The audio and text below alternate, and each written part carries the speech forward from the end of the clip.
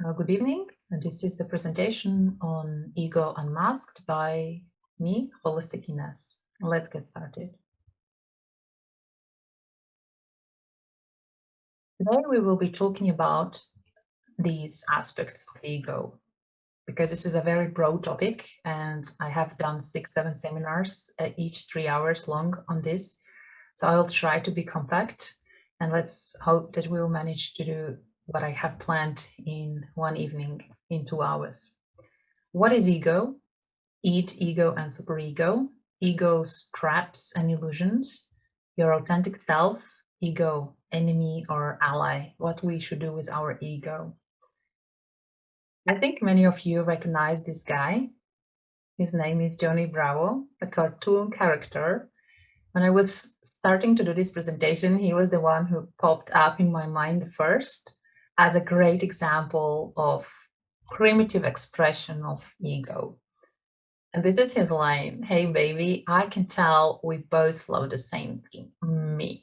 This is a very primitive explanation what usually people mean and understand when they use the word ego. But we are not primitive, so we're going to look deeper and we're going to analyze ego from different aspects. I do warn that this event might provoke what you think of yourself, and I might bring light to some dark spots and reveal some inconvenient and ugly truth. I'm just sharing my perspective. It doesn't mean that it's some kind of ultimate truth. I do not claim that. I also do not claim that I'm an expert of any kind. So please just see if it resonates or it doesn't, and see if you can take something from this event. But also be ready that it might provoke your way of thinking.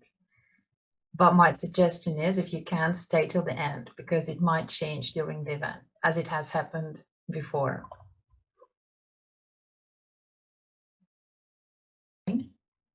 So here is my version about what ego consists of. Very intellectual. Some of you also mentioned the mind. It needs attention. I didn't see if any one of you put that in the list. Ego also includes our traumas, healed and unhealed, depends where you're at in your journey. Shame and guilt definitely comes from ego. All delusion and illusions in general. Ego feels alone, separated, lonely, is full of fears. Ego involves with jealousy and envy. Ego loves conflicts. It likes to fight, to defend its version of itself. Ego grieves because it has problem of letting go. Ego absolutely loves blaming others. Whatever happens, it is the other's fault, never mine. Ego feels lonely. It has broken heart. Did you know that heart cannot get broken? Only ego can be broken. So the broken heart is the part of ego that is broken. Expectations that were not met, not heart. Love cannot be broken. All the ideologies, desires comes from ego. Ego loves to play the victim role. It feels superior or inferior to others. You see, both are acts of ego. It's very rigid. It likes to stay fixed, no flexibility. Anger, hate, definitely ego's expressions. Control. Ego lives to control as much as possible. And the stress comes from the disability to control things. So that's when ego starts to suffer. Beliefs, also beliefs and thoughts of ourselves, insecurities and pain. Complaining, ego likes to complain. As soon as something is not as ego have decided it should be, it complains, it gets frustrated, it gets angry, and it writes bad negative comments and gives 1 star because the world revolves around ego and ego's specific taste and expectations. When that's not met, the whole world is wrong. Ego is taking itself too serious. Don't like to laugh about itself at all. And if somebody does, that's an insult and taking personally straight away. Literally, from Latin, ego means I myself. So it is very much about I myself, my personality. Ego loves drama. So whenever somebody is involved in drama, you know that's the act of ego. But to put it very simple, and that's how they do it in psychology to describe what ego is in a nutshell, it's everything you think of yourself. All those things obviously includes that, but it's what you think of yourself. Whatever you think of yourself is your ego, if we look from the perspective of psychology, to put it very, very, very simple. Because that's not how ego is being seen in spirituality. So that's why I am differencing these two perspectives. Generally, when somebody says, wow, that person is full of ego, they mean that this person is very selfish, self-absorbed, and has the lack of empathy, right? You can't understand the perspective of others. It's only you, what you think, what you want, what you need, and how you see the world. It's never about ability to see the world from the other person's perspective. So that's pure ego. Ego is the one that suffers and that causes us pain, because it's not our higher self that suffers, it's the ego. Ego likes to judge itself and others. It's selfish, as I mentioned, and it seeks approval because it thrives on that. Ego cannot exist without somebody else's approval. Somebody needs to agree to how I see myself, how I want to be seen. Somebody needs to agree on that, otherwise it doesn't exist, right? Not good enough. Never it's good enough. It's always something that is needed. I'm just gonna get this and then I'm gonna be happy, and then this and then I'm gonna be happy. It's never good enough, so it's always put itself in a eternal cycle of suffering, like running after that carrot, and it can never be caught. Big validation and focused on past and future. So this is how I see ego.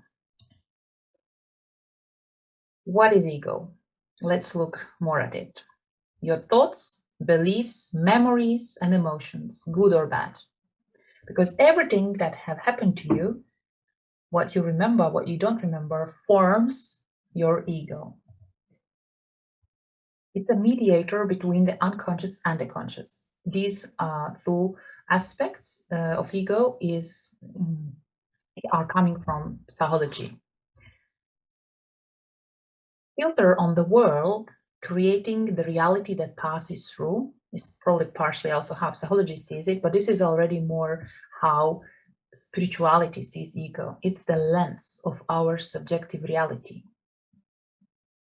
And of course, everything that have happened to us have formed what we believe, how we think, what we feel, and that is what impacts how we perceive and filter the world and how we feel the world is. And that again impacts our thoughts about ourselves, our beliefs, and records new memories and causes emotions, and those emotions causes behavior, and that's again a cycle.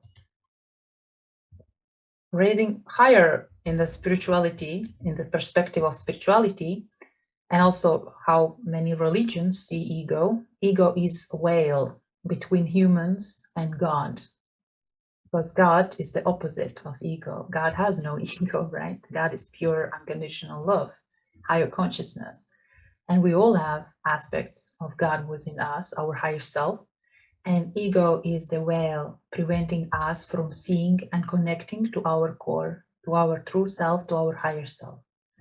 So this is also an aspect of ego. And this is why I am doing this seminar, webinar, whatever you call it, why we need to talk about this. This is why we should become aware of our ego, to heal it, to tame it, to train it, to balance it, so we become a better version of ourselves and we can express our true, authentic selves. Ego is, I love this definition, seductive fantasy, idealized illusion of self, mask we are wearing, fake identity. Ego is how we wish we are, never how we actually are. Authentic self is how we actually are, but ego, ego is how we wish we are. And many people, when they look for a partner, the ideal partner is a reflection of their ego. Ideal version of themselves they also want to find in the partner. And that never happens. If you know the laws of universe, you attract what you are. So if you want to know how you actually are, look at people you are attracting in your reality. Think of your last 3 love partners, how they were, because this is how you are, not what you think you are, that you've been unlucky and so, but we will be talking about that later on. Ego also is the worst confidence trickster and the master of illusions. Because we have all those ideal versions of ourselves, we cannot see ourselves as others see us. We see ourselves as we want to be seen.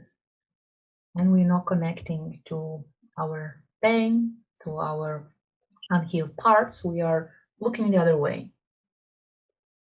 So that's how the confidence is being tricked, and self-development industry is using that a lot. It's like the second largest growing industry in the world after IT, worth of billions and billions.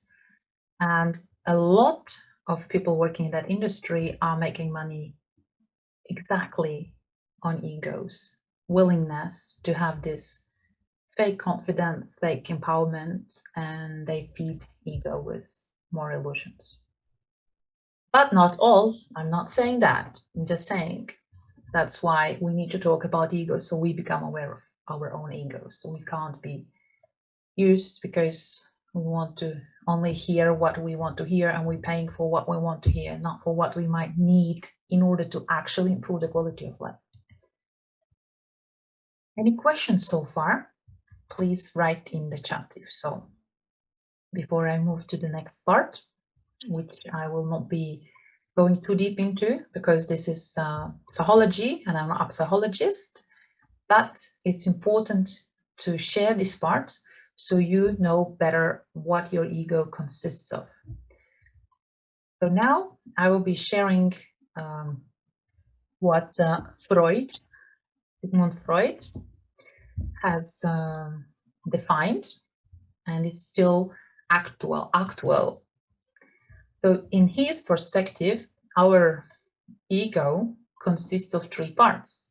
Id, our primal instincts, and we are born with this. And as you see, it is deeply in unconscious part of the mind. It is completely under the water, so we are not aware of this part of ourselves. The little devil analogy, and this is what drives us humans at our very nature. We are all, like I like to say, animals and murderers, because the survival instinct is part of it. And we have survived so far because our nature is actually very violent. And if you look at the world's history, you have a lot of proofs of that. Now we are tamed as never before. We are not able to express so much of our id. We are more now developing our superego, because ego is not only individual, it's also collective for the humanity. So as we evolve as souls, and civilization also evolves our ego. So now we are living in the era, in my perspective, of superego. And that's why what's happening in the world now is possible because of superego. So id is the lower aspects of our personality, and then is the superego, the angel, kind of, but don't be fooled by that. Superego is about morality, about serving others, about morale, about social norms, and those things that we feel we have to follow. And then ego is the mediator between those two, in between, like bridge reality. So what I would like to do, what I have to do, and then the middle way, what I most likely will do, to put it very, very, very, very simple.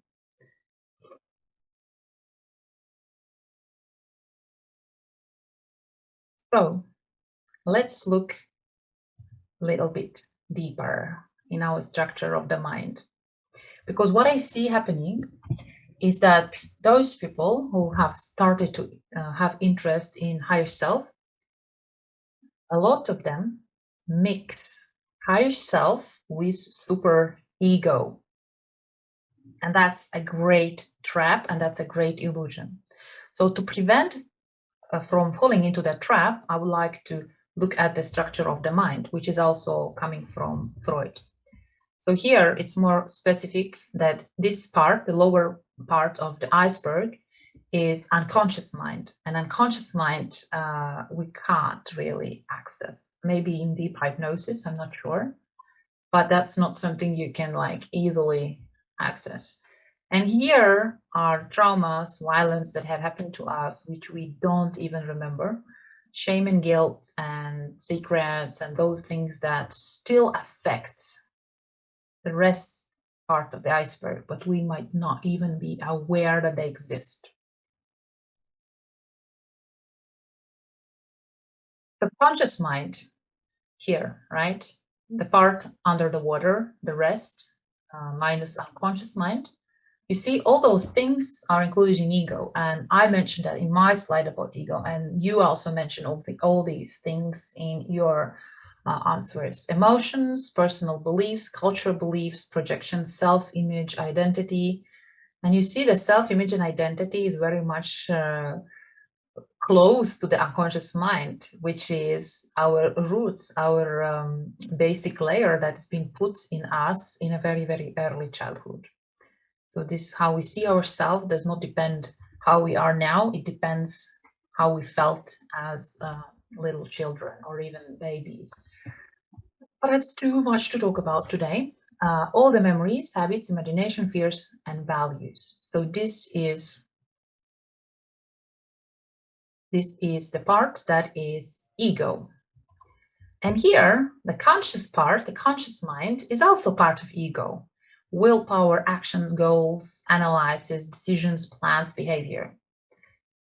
But there is also perspective that nothing really is conscious, because conscious is formed based on unconscious and subconscious part of the mind, right? It's not from here, it starts from here and goes to the top.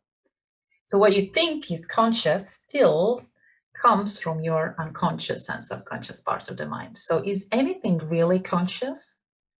That's a rhetorical question, but there is a perspective that it really isn't. Even we feel it's a conscious choice I'm making now, I'm making it based on all these parts of my subconscious and unconscious mind.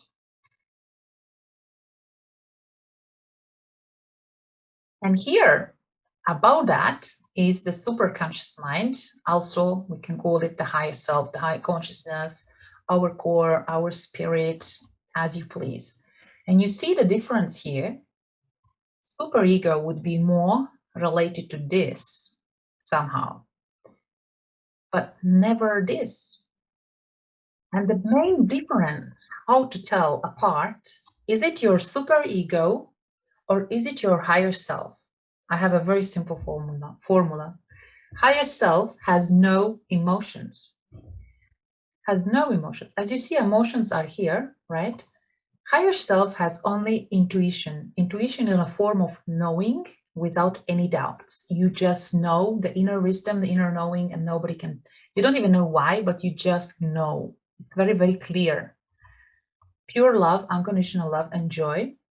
And that comes from surrendering your ego and accepting the world as it is, accepting yourself as you are, accepting other people as you are. And observations instead of analyzing, comparing, competing, and all those things. Just simple observation. So your higher self will never, ever manipulate with feelings of shame and guilt. if you ever have those feelings involved in certain situation, please be aware that that comes from your super ego. Don't be fooled. And there, I'm talking about cases where people are kind of doing good deeds, helping the world, helping others, saving the world. They think they do it because it's their higher self that has called them to do that, when in reality, it's their super ego that make them feel bad if they don't do that. So that's one of the traps that we'll be talking about a little bit more later.